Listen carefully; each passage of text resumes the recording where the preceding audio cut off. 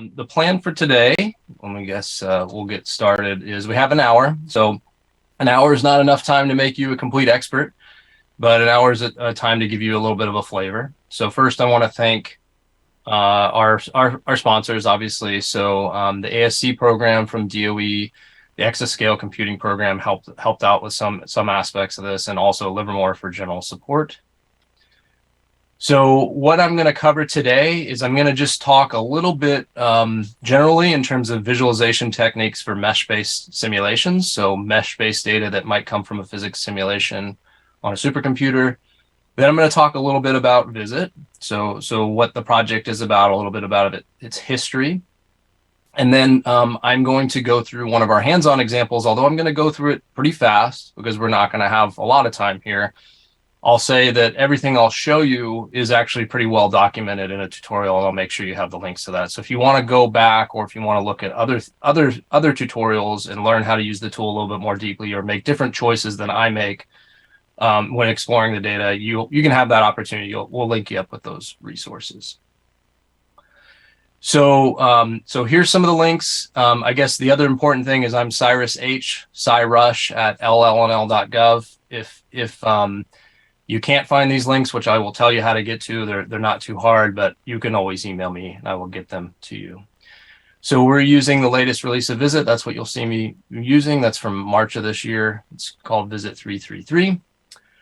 The easiest way to get all of this information, including these slides, is if you go to a website called visitusers.org and you search for the word tutorial. And if you do that, let me just show you real quick. You'll land on a page like this. Hopefully you can see okay. And this will be the link to where the slides are. And then there's also links to download VisIt and direct links to the Aneurysm hands-on, which is in our main manual here. Does that make sense for everyone? Again, so Zanyo knows my email too, so he can definitely put you in touch with me. Well, you know, all else fails, just email me and I will get you set up on all of this.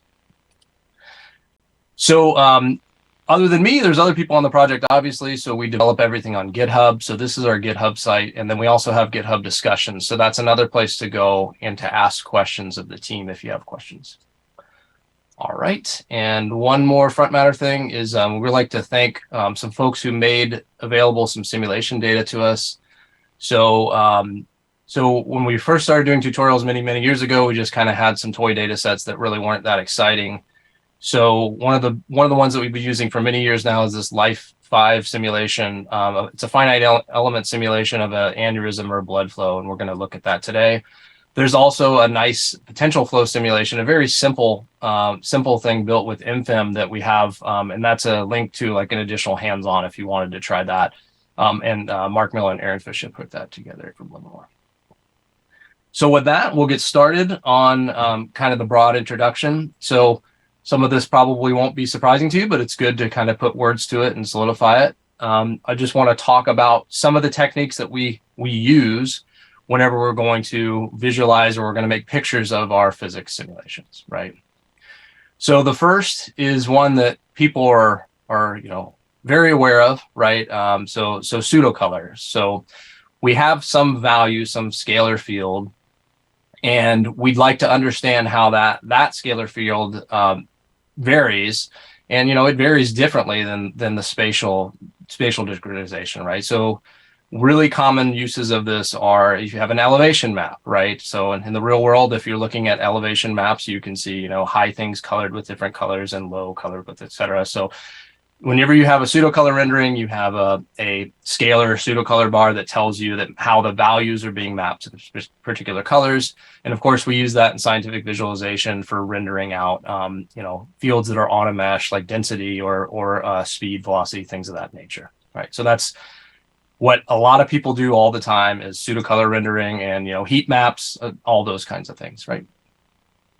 So another fancier technique, which makes some of the most beautiful visualizations that people put time into, although it is a little bit more complicated, is volume rendering.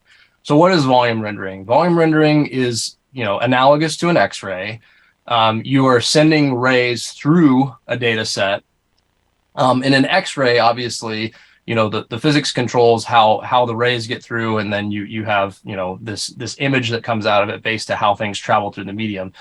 In a volume rendering, what you do is you choose a set of colors to apply via transfer function. So you can decide to highlight parts of your data set, and as the ray goes through, it accumulates color. So it allows you to see volumetrically through it, and also for you to highlight the importance of some of your scalar fields. So in some of these examples here, like for instance, the airplane, right, you can see that you can see some of the flow field around it. There's a particular scalar function in a color table that's applied to try to pull out some of those features. Another really important thing, since we need to see inside our data set, is contouring or isosurfacing. So volume rendering is one way to see inside your data set, right? You're doing akin to an X-ray, but this allows you to pick out things more specifically at a particular value. So the analogy that you might see, if you're a world traveler, is topography maps with contours of height, right?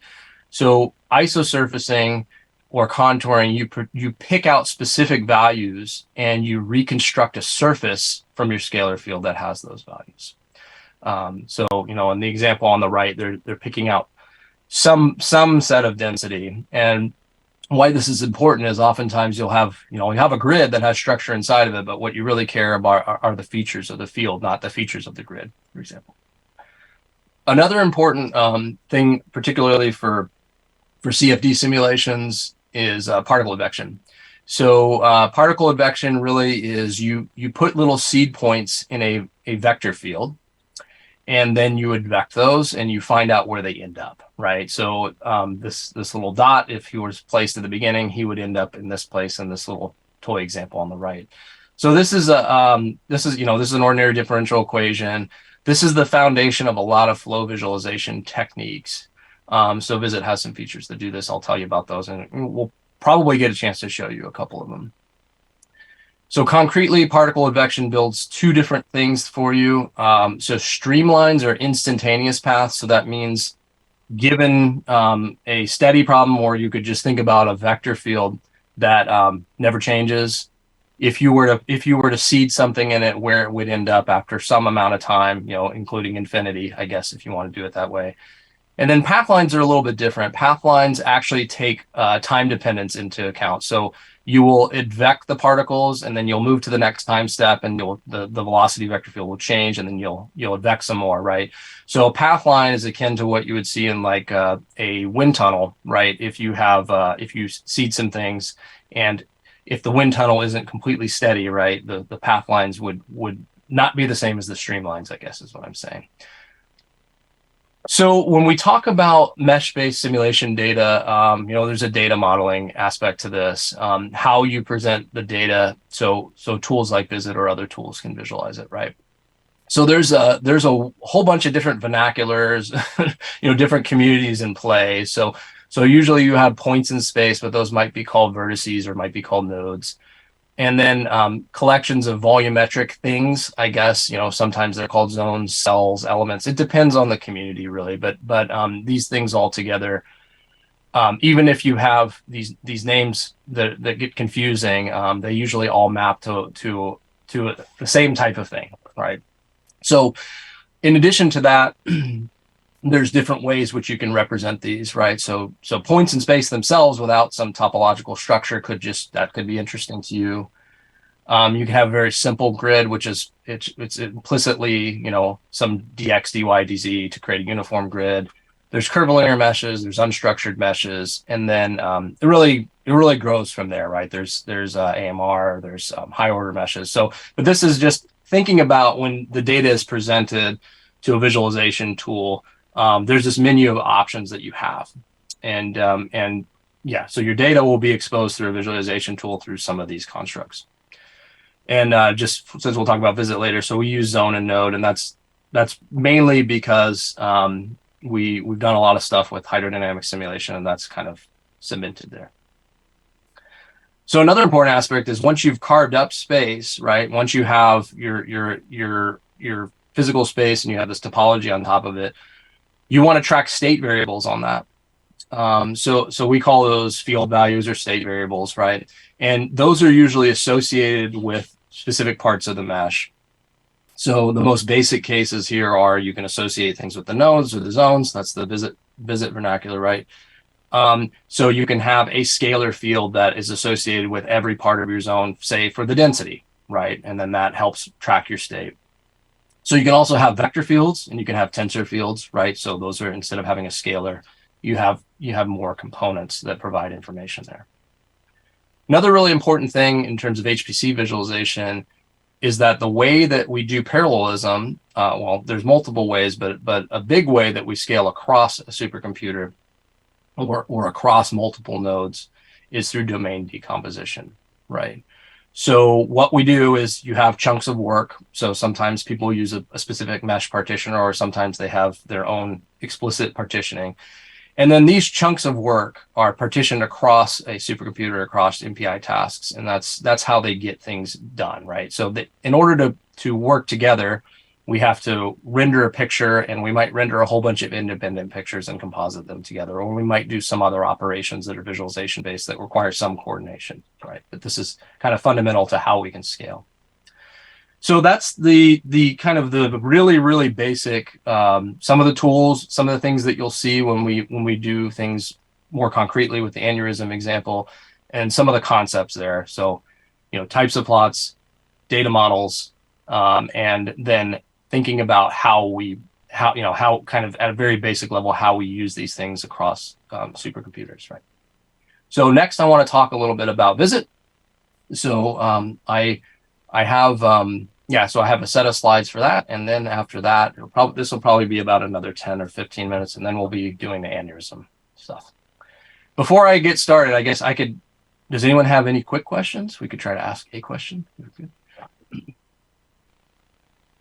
If not, that's fine too. All right, great. So VisIt. So what is VisIt? So it's an open source tool that is used for scientific visualization, and it's a tool that runs on desktops, and it also runs on the world's largest supercomputers. It's open source, so it's been open source for quite a while. I'll show you the history of VisIt a little bit more, but it's a tool you can leverage.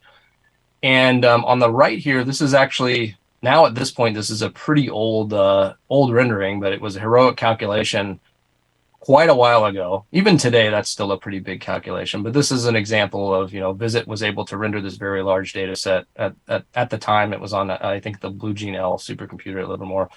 Pretty large Raleigh-Taylor mixing instability simulation. And just to give you an example of some of the things that was capable of. So what do people use VisIt for? So the one way that people use VisIt for is to explore their data.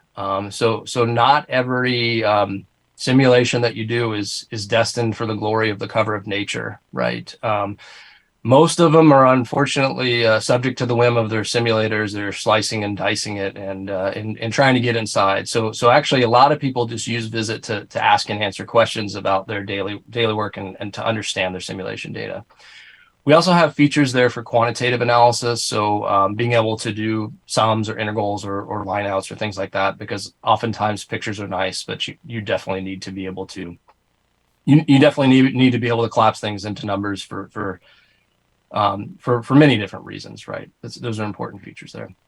A really, really great use case also is visual debugging. So sometimes when you're writing a simulation code, you get a crash or you get a stack trace or something like that, and it's hard to put that in context without some visual context, right? So for some of the codes that we work on, there could be a mesh tangling, right? So it can be very informative to look at where a mesh is tangled and to see where it's happening, because maybe the zones around it are the problem, right?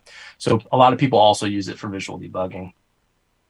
We have features for comparative analysis. The way a lot of people do this is the view graph norm, right? They make two pictures and they show them, and they use their brain, their neural networks in their brain to compare things. But going beyond that, we have ways to map meshes to each other and do subtractions. So that's a little bit more quantitative way to approach that problem.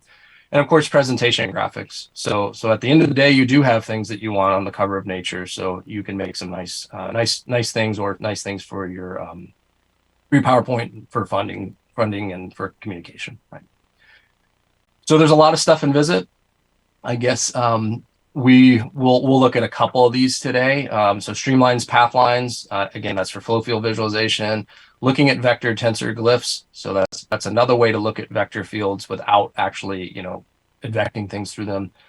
Pseudo-color rendering, I mentioned, is really, that's what most people use. So that's what the bread and butter. Volume rendering, which produces these really nice pictures.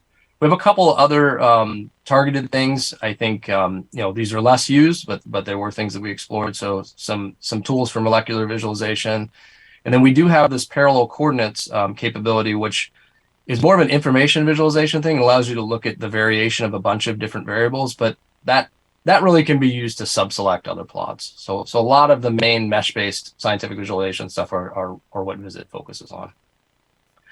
So VisIt is a vibrant project. It's been around for quite a while and continues to be supported. So it started over 20 years ago in support of Livermore's large-scale physics codes.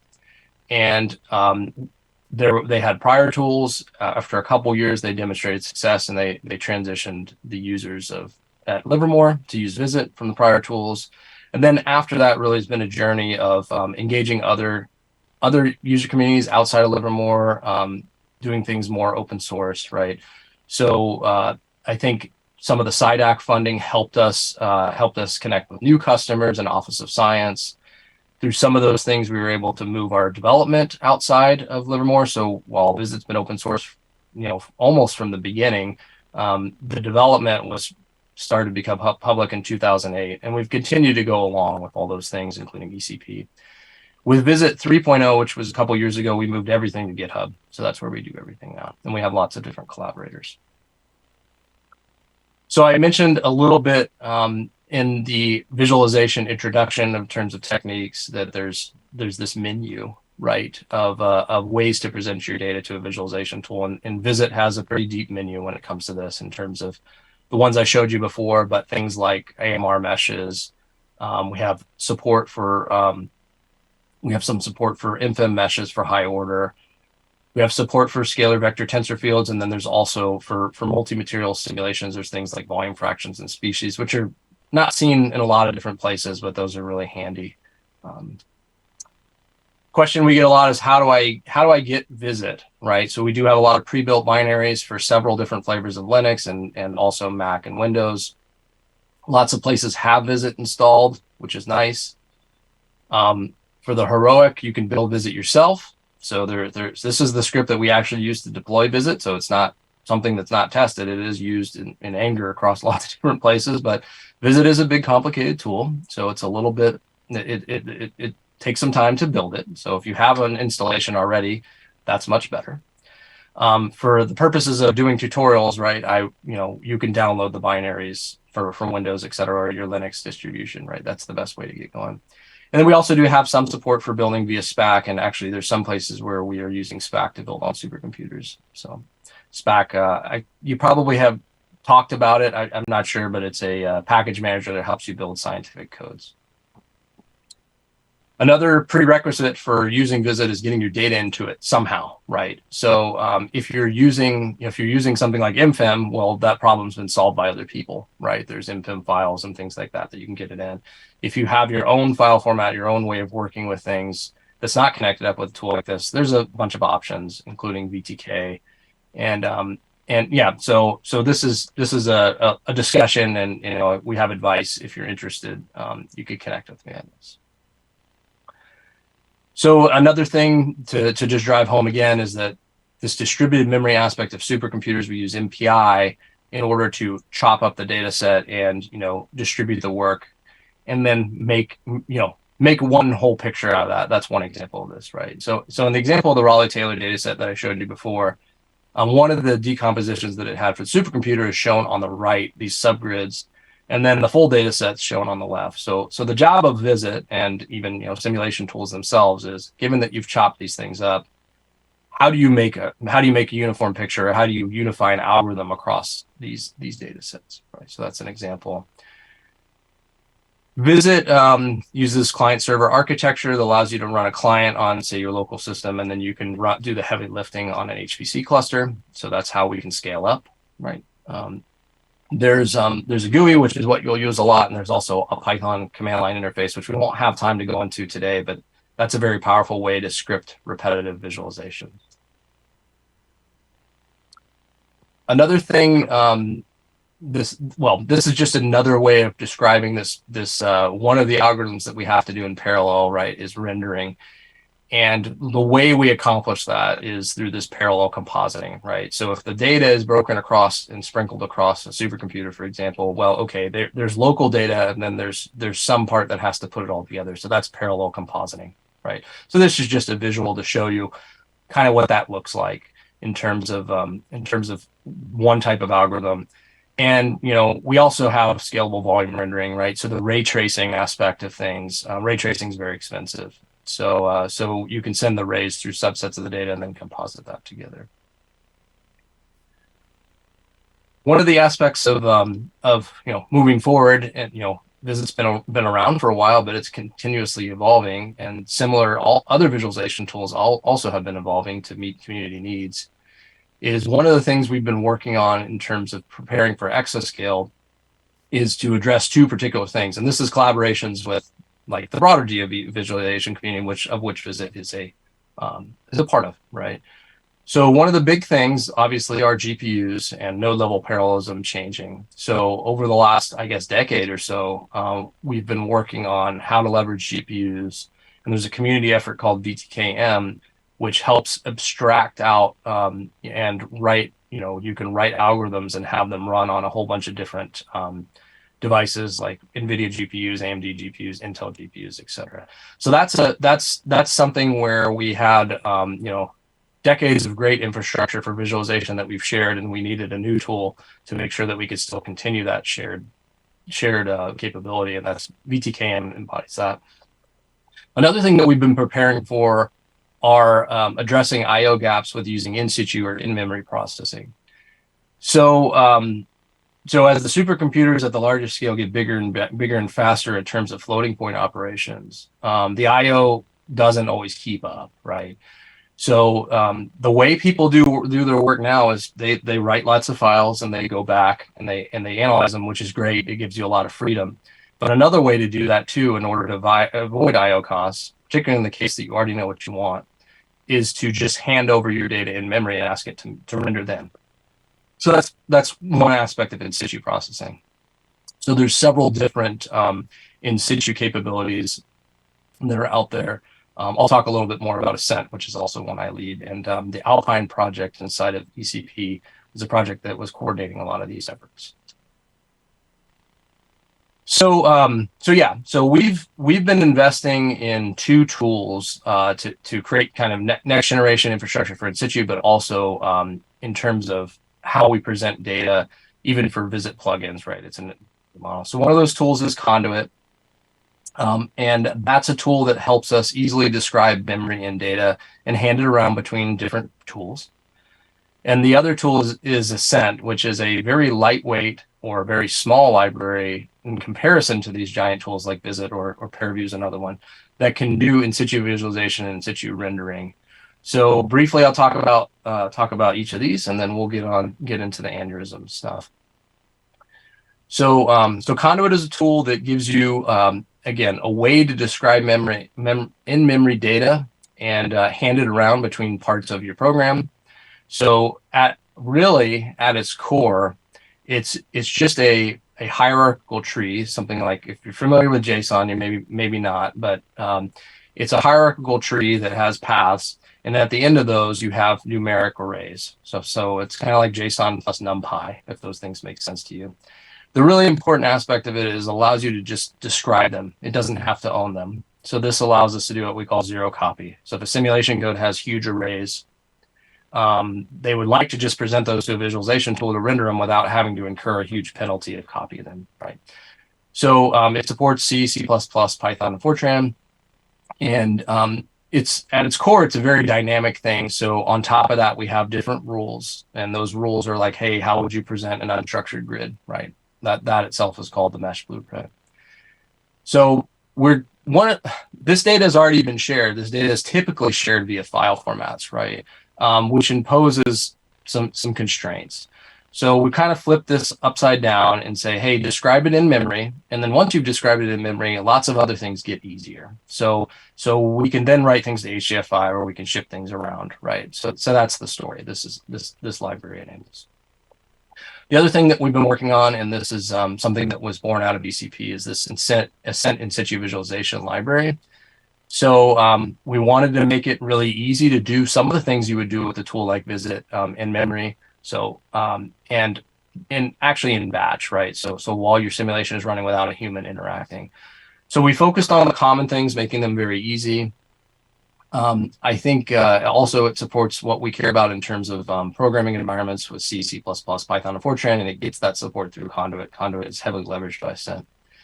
And then the important thing was we have this distributed memory MPI capability, but really this was built around, hey, we need to be able to run on devices that we're going to encounter for ECP applications, so using GPUs. And we have been able to demonstrate this. Actually, it was several years ago that we demonstrated this at scale on Livermore Sierra cluster, where a simulation was running using over 16,000 GPUs, and we were using over those same GPUs to do rendering, right? So okay, so that's where we are in terms of the project introduction. I'll stop again to see if we have any questions, and then I will get into. We have 30 minutes. I'll give you a little bit of a whirlwind tour of VisIt with the Aneurysm data. So any questions so far?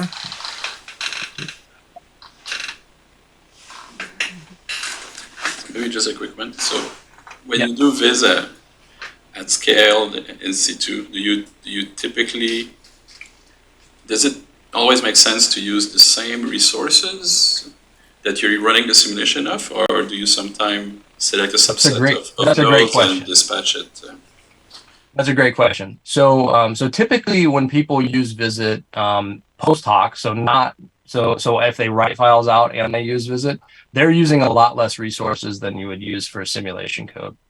And the reason is why. Well, usually you're only plotting 2 or 3 quantities, and some simulation codes involve, thousands of state variables or hundreds of state variables, right? So usually you can run VisIt at a much smaller scale. The in-situ question is a little bit more of a difficult one to answer, right? Because there's going to be a cost of moving the data, right? So when you go, you can say try to ship the data to another set of processes and have it do the rendering. But in the case that you already have the data there and it's already in memory and it's already on GPUs, it's probably going to be faster to get what you want to get done right then and there with the same resources. That really depends on what you're trying to do, right? One of the use cases for in-situ is, I'll motivate this a little bit. So for in-situ cases, meaning you're going to run your simulation. At the end of the day, everything's just going to be done when your simulation's done, right? That scares a lot of people because they think, well, I don't know how I'm going to make the right plots or pick the right angles or even do the right intervals, right? So one of the ways that we get around something like that is there's a technology called cinema that what you do is you just do a ton of rendering. You do a whole bunch of slices or you do a whole bunch of angles and you create a bunch of images that give you after the fact this kind of fake interactive way of looking at your data. But that can be expensive, right? So if you're doing, instead of making one picture every time step, you're making 100, that can be expensive. So it might make sense to ship the data off and have that run in parallel, on another set of resources while the main simulation code goes on. So because there's a wide set of use cases, it really depends on what would impact your run times, right? So it's not an easy answer, but normally, when you're doing post hoc, you're using less resources, and when you're doing simple in situ, there's a cost to move it, so you might as well just do it right then and there. Both of those things simplify the workflow too, right? You just make some choices and you're okay. Does that make sense? Yeah, thanks. Any other questions? All right, I think we're good. So I will go on to this aneurysm tutorial. So again, I'm going to go through this probably more quickly, and I might skip a couple steps that are in our documentation. But if you're interested, all the values should be there in terms of reproducing these things. And I'm also I'll describe some things a little bit differently, with my words than are exactly on this webpage. But that's good. You have two different sources of information for this, right? To help you understand it if you'd like to. So the first thing is I'm going to start VisIt. So on the Mac, VisIt is like an app bundle, and you can just drag it onto your desktop. So that's where I have it here. I'm not sure if it's easy for you to see it, but then you can double click to open it. Like many Mac applications, the first time you run it, which this isn't the first time I run it, but the first time you run it, it'll ask you if it's okay to run this software and things of that nature. So you'll be prompted with those things. VisIt is signed, and all the fun stuff, all the fun hoops that Apple makes us jump through are done. This is the application that you'll see. I'm going to close this extra window here for now. VisIt itself has several different components, but you don't always see all of them, right? They're not all visually present to you. The main ones that are this viewer, which is this window here. That's where you're going to see plots. And then this is the GUI. So this is where you control and set up things. So, so in this part, what I'm going to show you is we have an aneurysm simulation that's a time-varying simulation of blood flow. The mesh itself is fixed, so it doesn't move, but the quantities are evolved on the mesh. And I'm going to just show you some of the plotting capabilities and some of the ways of asking and answering questions with VisIt about that data set.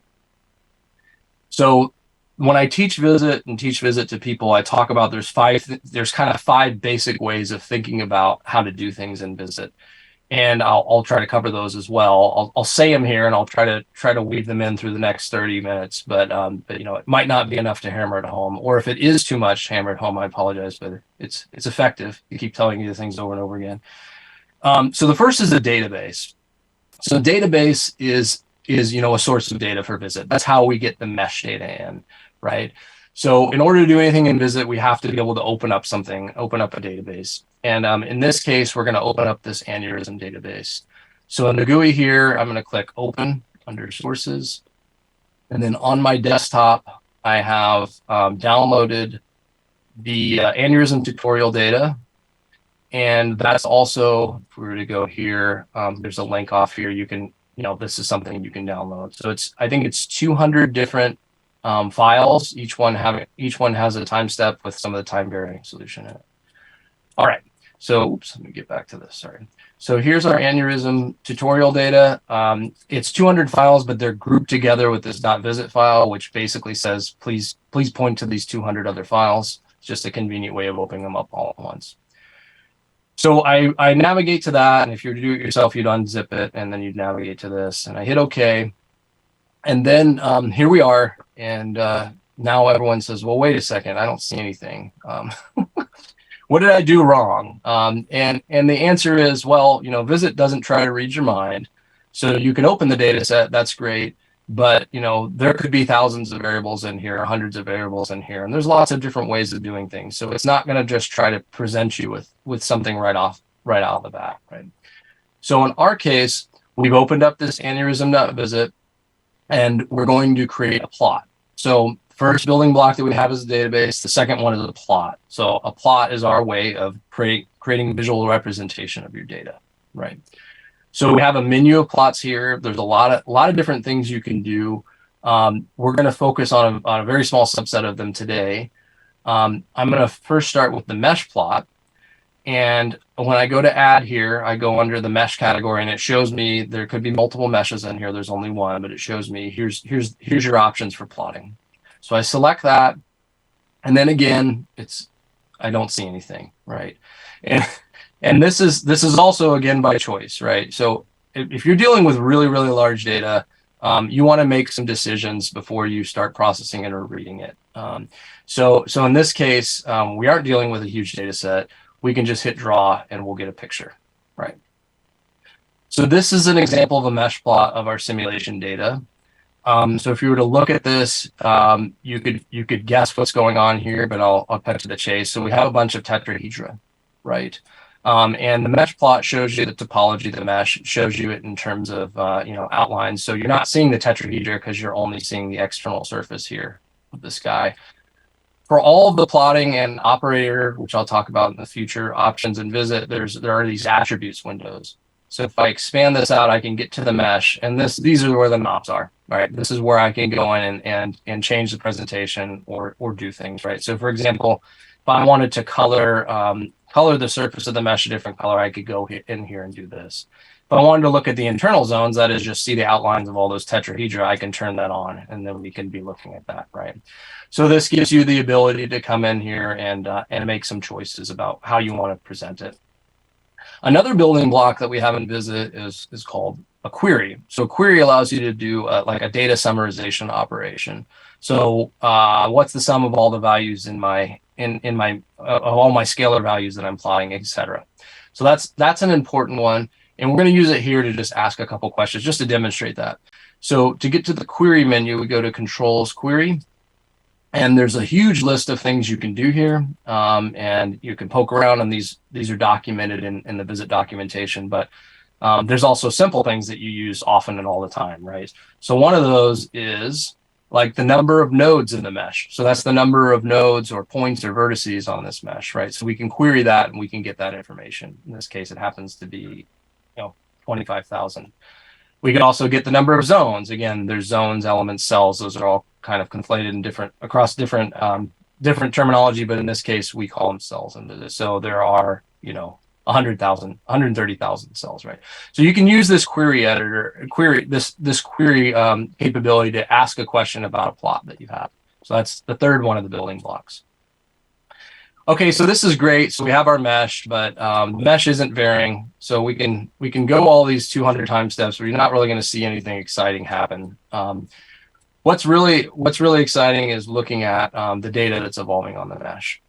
So to do that, we will do a pseudo-color plot. So again, pseudo-color is the bread and butter that everyone goes to do things. So in this case, we have across this mesh, we have really two different fields. We have a pressure field, and then we also have a velocity field, which is a vector. But VisIt automatically presents the magnitude of that as something you can plot as a scalar, and we'll look at that in a minute. So if I go to the pseudo-color, I can select the different variables that I can plot, and they are associated with the mesh as well. So I'm going to select pressure, and I'm going to hit draw. And let me get a view here. It's a little bit better. Sorry, the zoom guys in my way here. There we go. So let me reset. So this is the picture of the pressure. And if we look through this, we'll see that it's, I'm just kind of skipping around here. We'll see that it's evolving over time, right? So the solver is both evolving the pressure and also the velocity, obviously. So one of the things we can ask now is, this is a simulation of a blood vessel, right? A blood flow simulation. So we would think, okay, so it probably, to be physically sort of accurate, it probably should be controlled by something. We should be able to extract some canonical signal out of this. And just to show you an example of how you can use, some of the tools that VisIt has for this, we think it would probably be driven by a heartbeat, right? Because it's part of the circulatory system, right? So if we were to try to figure out, okay, well, I have this mesh, how would I look for this type of signal? It should be present in either velocity in some way or in the pressure some way at a gross level. So one of the things we can do is we can use a query, which I already showed to you. That's one of the building blocks. And we can look at, say, the maximum pressure over time. And from the maximum pressure over time, we could see, hey, what's going on here, right? So I'm going to show you how to do that real quick. So one option I have to set for this is, and this is because of the nature of the files, but I need to tell it when I'm going over time, I want to group things by the time of the actual simulation. So these silo files, there's also something called cycle, which is usually, a never-ending counter of your solve cycle, but these files have all 0. So if I was to plot 0 as the x-axis, you would just see one nice vertical line, but we do have time. So I'm going to change this query over time option, and then I'm going to go back to the query window we had before. And so before we asked something about the number of nodes and the number of zones. In this case, I'm going to look at the maximum. And this query is going to run on pressure because that's what I'm plotting. If I click just query now, I'll get the max of 1 time step, which is fine. And it tells me useful information. It happens to be at this point, and here's the spatial coordinate. That's great. But what we want to do here is we want to go over time. So we can click this guy, and I can hit query. And then VisIt's going to go off and it's going to read all 200 files and it's going to go through and it's going to give me an answer. So we'll wait for it to be done. It should be done shortly. And that answer actually appears in another window. So I get that window up here. And we can see we get this curve out right here, right? So so we can see that it is being driven something like with like a heartbeat. If you wanted to, you could go in here and you could measure the frequency and you can say it's how many beats per minute. So you could say, well, that's probably a human heartbeat and not some other heartbeat, right? But this just gives you an example of how you can interrogate the data a little bit, right? So using a query, which is one of those building blocks. And I'm not going to get, I'm only going to get to 4 of the building blocks in this half hour, but I could tell you about what the other one is at the end after we get there. Okay, so we've been looking at this pressure. You know, we can see something's happening. That's okay, but you know, really, what's going on and what's interesting is really inside of this mesh, right? We're only looking at the surfaces right now. So one way to get away from that is to try to look at, well, let's look at maybe the velocity because the flow is happening inside of it. And let's try to take a look at it in terms of this velocity magnitude. So not looking at the vector field directly, but just looking at the magnitude of that vector field and use that to see kind of what's going on inside. How are we going to do that? So to do that, we're going to need to do some sort of contouring or some sort of selection of that scalar field, right? So what we will use for that is VisIt has something called an operator. So operators allow you to slice or do things like contouring, right? So they allow you to apply some pre-processing step before you plot to see what's going on. So in our case, we're going to create some contours of high velocity and take a look at those and see what they look like over time. Now, before we do that, I want to set something else up so we don't lose context here. So right now we have a pretty good idea of what's going on here with the structure of this blood flow. If I just start plotting contours, I might, it's going to start looking like space worms. We're not going to know where they are. So I want to set up something that allows us to still take a look at the outside of this mesh and still contain that context. So I'm going to show you how to do that real quick. Again, I'm going quickly, but this is documented in the documentation if you want to come back to it. So I'm going to start with a different type of plot. It's a subset plot, and I'm going to plot the mesh. You could also do this with the mesh plot, but I just prefer to do it this way because it's less clicks. The subset plot allows us to plot things like the domain decomposition with solid colors.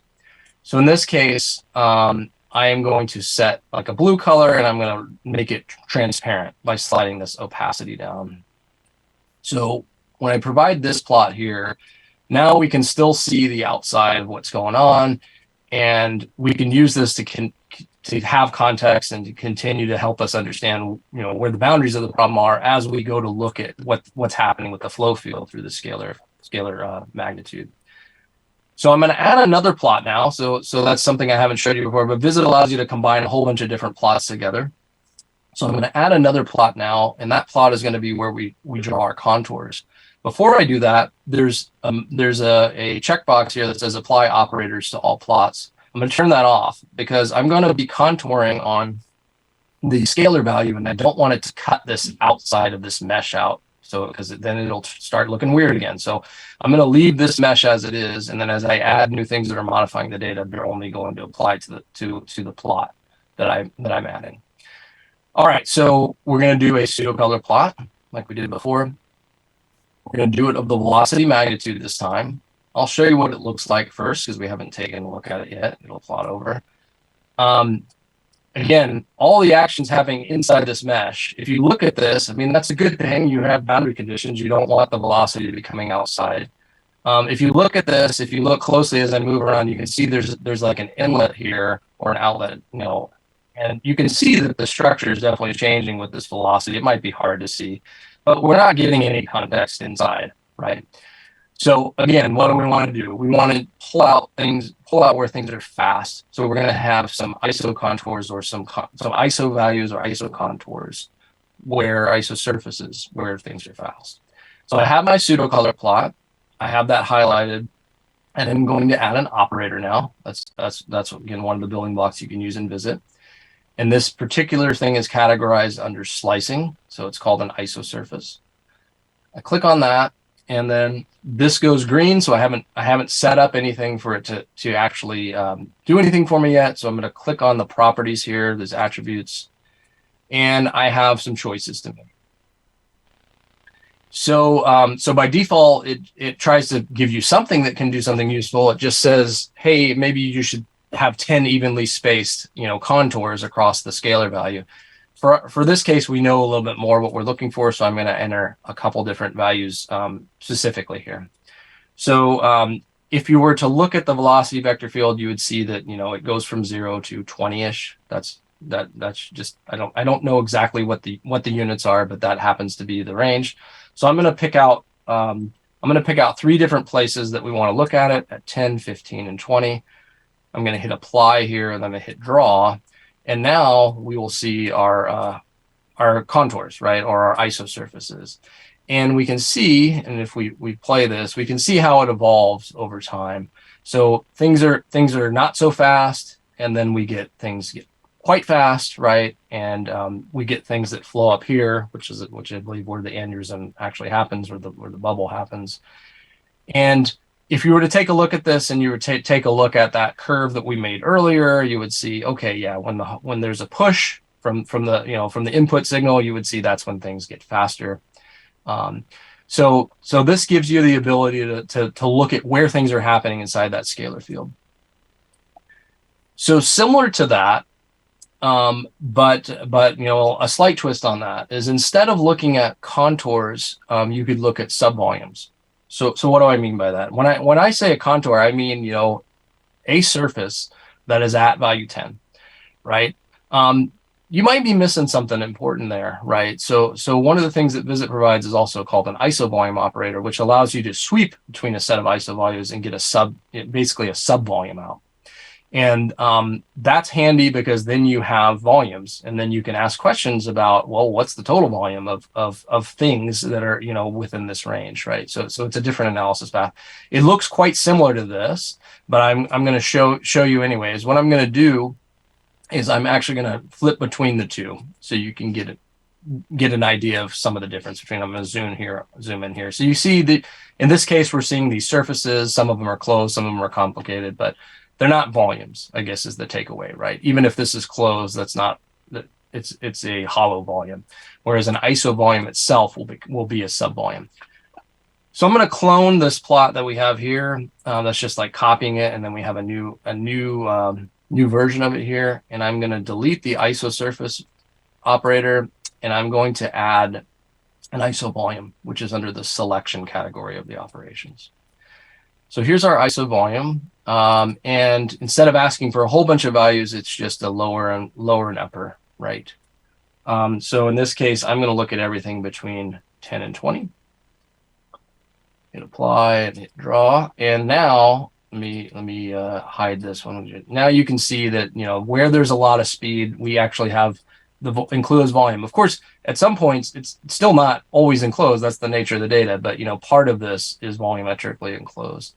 And if we're to flip between the two, we can actually look between the two. You could see, it's probably very hard for you to see on the screen, but the iso contours here, the surfaces are kind of layered in this pattern, and the volume is actually preserves the volume there. All right, so we have 10 minutes. I'm going to show you one more thing, and then maybe we'll leave time for some questions or some discussion. So we've been looking at the velocity only through its scalar magnitude, right? But we can directly plot the vector field. So let's do that. So I'm going to delete this here. So another plot type that we have is a vector plot. So again, here's where, this is actually like the true representation of our velocity. And this will draw little glyphs or little arrows. So if I go into this and I click on the vector field options, glyphs can be pretty expensive. You're drawing, you don't want to draw a billion teeny little arrows, and they all cover each other and you can't see anything. So there's very, very, very conservative defaults here for VisIt that says, please only draw a couple of them to begin with. We know better, so we're going to actually say draw every 5th one, because that's going to be more acceptable. And there's some options I'll do here just to make them look a little bit nicer. I'll change the color table, which I didn't get a chance to show you to before now, but I'll change the color table. And I'll turn on some bells and whistles in terms of making them look nicer. Again, you have all these knobs. There's tutorials and documentation that shows you maybe when what you can use and what you can poke at. But I'm kind of just marching through this. So if I do this here, I hit draw, and now we're seeing glyphs that show us, at each point in our mesh, the magnitude and the direction of the vector, right? So that's great. And this is still instantaneous, right? This is the actual vector field that's involved. So every time I change a time step, you're going to have a different vector field, right? If we had a little bit more time, I could take you through the streamline and pathline, but I don't think we're going to get there. You could watch me whiz through clicking a whole bunch of buttons. But for now, I want to just show you a couple more things that are a little bit more, that maybe are a little bit more useful than than me clicking furiously. So you can make pictures with VisIt. That's great. I need to show you how to do that, right? Because otherwise you'll be like, hey, what's going on? It's a visualization tool. I don't know how to make pictures. So in the file menu here, we have options for saving the window.